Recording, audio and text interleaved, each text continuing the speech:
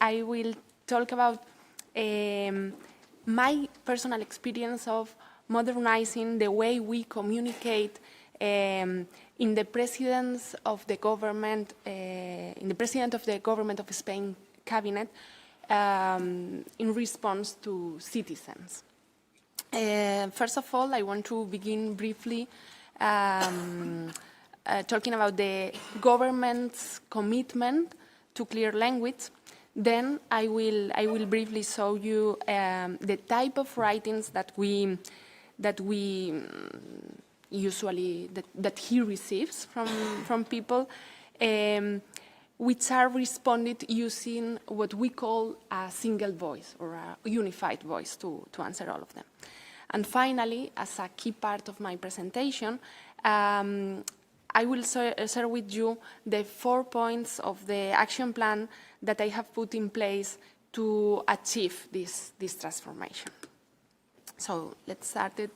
I would first like to begin by underlining, as I told you before, the commitment of the Spanish government and in particular President Pedro Sánchez to make clear language a reality. He himself committed by receiving a proposal drawn up by some Spanish linguists to promote the use of clear language in civil service and public institutions.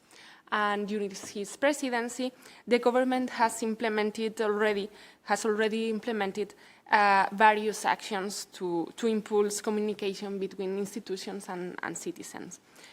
I don't have time to go into detail here, but just to give you an idea, we are talking about improvements in institutional websites, improvements in procedurals, improvements in the content of administrative forms, and this is, in global terms, speaking about the government actions that the Vice President Nadia Calviño is leading. So, as you can imagine, with some of these initiatives, we are already seeing results, but whilst others are still in an incipient phase, and we will probably take years to see the results or to be completed. So this is in government, in general, in the government. But in the closest sphere to the president, his cabinet, from the department I lead, the Department of Analysis and Research in the President's Cabinet, we have launched an ambitious program with a more specific focus, but equally challenging and transformative, although smaller in dimension. Of this transformation is what I want to tell you about today, the transformation to ensure that the answers to people who have written to the president are clear. And this means that every answer that any citizen, any person receives on behalf of the president is clear and easy to understand. So just to give you an idea, every day the president receives dozens of writings from a variety of everyday people, around 400 or 500 per week on average. In the pandemic was much more, as you can imagine. Many of these writings are letters, some of them handwritten, while some others, actually the vast majority, are digital texts sent through a web form. These writings are sent out by people quite diverse, very diverse. There are writings sent by children, by the elderly, by young people, by expatriates, by foreign people. There are texts written, most of them written in Spanish, but also in some other of the co-official languages that are recognized by the Spanish Constitution. There are all kinds of texts, as diverse as society is. And this material is, as you can imagine, exciting. At least it seems so to me as a social scientist. And I can assure you that the president also thinks so, because he's very interested in learning about the society he serves and listening their proposals and their problems and their suggestions. all those diverse writings that he receives are carefully read, processed, and answered on behalf of the president. In fact, some of them are even read and answered personally by the president. And only a small amount of very inappropriate writings with insults or threats remain unanswered. And all these responses that we manage in the department take this wide variety, diversity into account, but all responses are written with the single voice or unified voice that I mentioned before.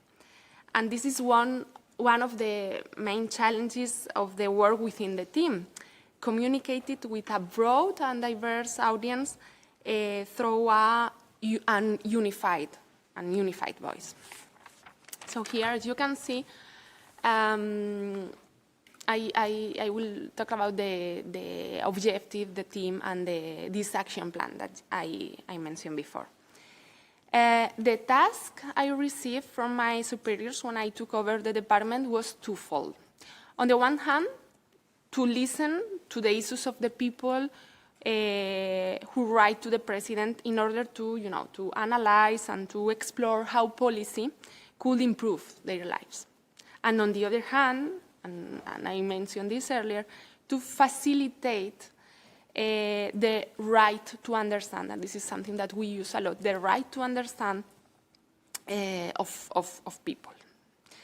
The president and the cabinet, believe that citizens deserve to get a clear response from institutions. So this is more or less the objective.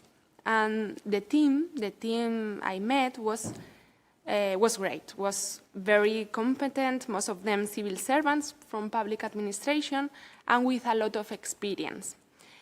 In fact, part of them have been in the presidency of the government for many, many years. Some of them almost from the origin of this service that was launched in the 80s.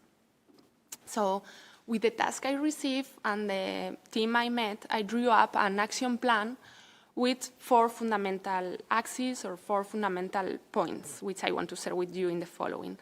And basically, the idea was to make small but very transformational changes within the team and to provide them with tools. This is something that I will repeat a lot. Tools.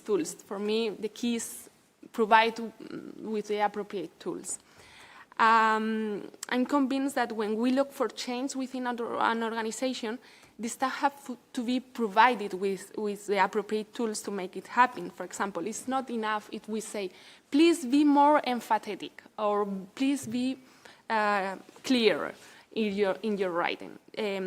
We instead have to provide them with tools on how can be more emphatic or how we can make our text clearer and easier to understand. So here I will show you every of these 4 points of the action plan. The first one was to develop a style guide for use. A style guide developed from practical cases and real examples of our everyday work. This is what internally we call the EPIC guide, which is the acronym for the words empathy, positions, information, and clarity, which are the 4 fundamental elements that, in my opinion, any response on behalf of the president must contain. Empathy in this context, because we are talking about writings to a specific person, to the sender of the letter. So it's a letter or it's an email. It's not a press release. It's not a parliamentary speech or an institutional declaration. It's a letter sent to a specific person. So the responses should be written after understanding their problems, what they really mean, what they need, And emphasis is crucial in this, at least in this particular genre, with is the epistolary genre. So positions, the second element, okay? The second element is, as you can imagine, the fundamental approach of the main message towards a particular issue, and information complements these positions. And last but not least, of course, clarity, which is the key element, which is everywhere, always, and underpins the whole piece of writing to facilitate the right to understand. Of course, I don't have time to give many details of the characteristics of the guide of the content, but yes, let me give you some of their characteristics. One is that it contains real examples with two versions. One with room for improvement in red, and one improved version. We avoid using the terms good or bad, and I think this is important. A second characteristic is that we use self-explanatory titles to make the guide user-friendly and approachable. And of course, as a third characteristic, the guide is concise, is easy to use, and is designed with a clear format. So up until now, I have shown you the first point of the action plan, which is the internal guide. So let's move to the second point, which is which was to complement this internal guide by providing voluntary external courses and continuous training in clear language.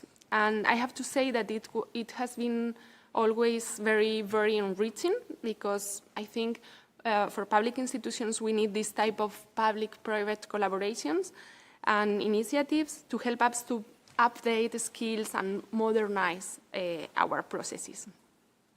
And the third very important point of the action plan was workflow adaptation. I think this is also important. The idea here is that in order to improve external communication, we must improve our how we communicate internally. At least this is my view. It's like a two-way street. We cannot have one without the other. And as I told you before, I received a very well-prepared team, but in a way very much anchored in inertia and organizational logics, somewhat outdated and even old-fashioned. There was a very vertical structure in which the relationship between people here was basically among supervisors and employees. And what prevailed was just the rank in the hierarchy, the rank. And since the beginning, to me, it seemed important to change this work culture and move towards a more, let's say, horizontal and interconnected structure, where roles like writing or message generation or editing, text editing, is more important, the role, than the rank within the structure. Especially because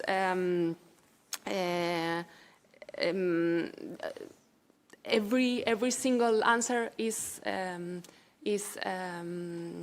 are many people involved to any single message. So roles are, in my opinion, very, very important, and define these roles are crucial. So finally, last but not least, I just wanted to mention another very important tool, which is a software tool. It's called VERA, which stands for Visualization of Writings, Responses, and Analysis. And it is an entirely new management software that integrates some analytic tools and help to use clear language in the elaboration of their responses. And that's why responses is a very important element in the name. I can assure you that renewing the software program, the entire software program, has been a daunting and time-consuming task which has involved a lot of energy. but it's worth it. And in this conference, I know there are several really interesting examples of software tools that help make text clearer. And I assure you, at least this is my experience, that it's really effective to invest in this type of software tools that facilitate, that help us. Of course, they never replace our work as humans, but they help us a lot. And with this point, I finish my presentation. This is only a particular experience of what we have done in the Spanish context, in the cabinet of the president of the government. And of course, its context could be different, and there is not magic recipes. But I think that our experience is an example of how it's possible to break inertia and establish clear language as the default setting in institutions. We just need to want to do it, to have the support from above. This is very important too, and to provide the staff with tools to achieve it. So thank you very much for your attention. I'm very happy to share with you some experience, and we must go forward, because this will help us to maintain trust and confidence of people in institutions. So thank you.